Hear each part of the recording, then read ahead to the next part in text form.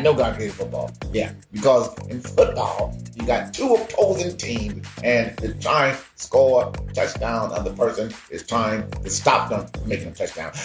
Isn't that life? Yes, that's life. That's what life's all about. That's very simple. Well, I'm sorry. Coaches, players, and the refs. All right, so there's three important factors of football. Okay, now the refs make sure you understand and you stay within the rules and the guidelines of football. Okay, ladies, you're gonna enjoy this. You're gonna impress your man. There you go. All right, and then the coach is the one who actually coaches the players. Who actually do. Coach don't go out in the field. No, the coach don't go out in the field at all. No. They don't go out in the field at all because they don't have the padding. Some of them are overweight. So they're going to fail. And then you got the players who actually play. So you have to understand which person are you. Are you a player? Are you a coach? Referee. Are you a referee? Give instructions. You the coach. Just help them get a person. Are you a player? And sometimes you're all three. Ball for you, because there are so many moving parts to this. The referees, like you said, the coaches, the amazing owners that put these help put these teams together, and all the people that work behind the scenes. Yeah. The secretaries to these amazing owners who help make things thrive. The agents as well. Like there's so many moving components. There are. The field. Yeah. That's a large part. It is. Without a beautiful field, Nice field. how will they play? So make sure the field you're playing in, the field of life, is an actual field. In other words, it's grass. It's actuality, because the other field, or the fake field, is concrete on the bottom and it's nice form on the top. But many players have ended their career because they played so much on the actual turf, they never played on the real turf.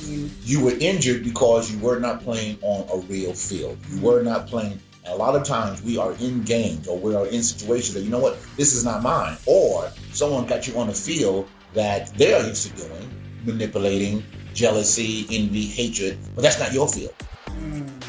And that goes back to the Bible, when Saul tried to put his armor on David when he went out to see Goliath.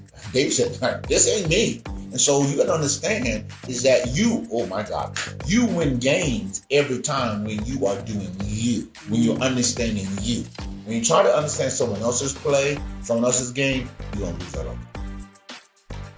The bottom line is, the way you play throughout the season is how you play if you play the Super Bowl. So in other words, every day, Coach Portia, is a game. Sure. Every day it's a game. A lot of practices. All the things that they put into it. These players. Sacrificing, the food you can't eat.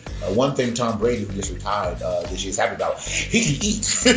He can eat. He can eat because he was a very tough regiment. Why? Because again, it's how people hear me. How you play the game on a daily basis is if you get to Super Bowl. Now, what's Super Bowl for us? It's that next level. It's that next season. It's that next blessing. It's that next door. But if you're not playing the game now, how can you play the game at Super Bowl? When it comes to your team, you always feel like the ref is cheating. Yeah, let's talk a little bit about that. So there's a lot of prejudices that go into the game because our eyes begin to see something very different when it comes to the team we may be rooting for. We see something in our faces and we're like, oh well. Yeah. Oh well. Again, the problem is that we can't be that way. We pray the referees don't have preference of who they want to, because again, that takes them out of the game. Because again, listen, if your son is playing for one of the teams, you can't referee. Okay, you can't referee. Why? Because one of your sons are on one of the team. First, Coach Portia, you have to check out who's calling the foul. Now, if it's a manipulator, if it's a narcissistic, if there's someone that hates you, don't listen to that foul. Or if it's part of a bad support system. I was just about to say that.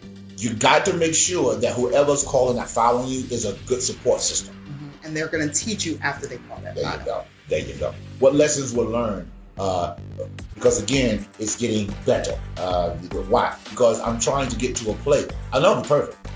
I know I have everything right. But it's once they call it, as long as they are a good support system, a good one, all right, then I can hear what they're saying and take it from there.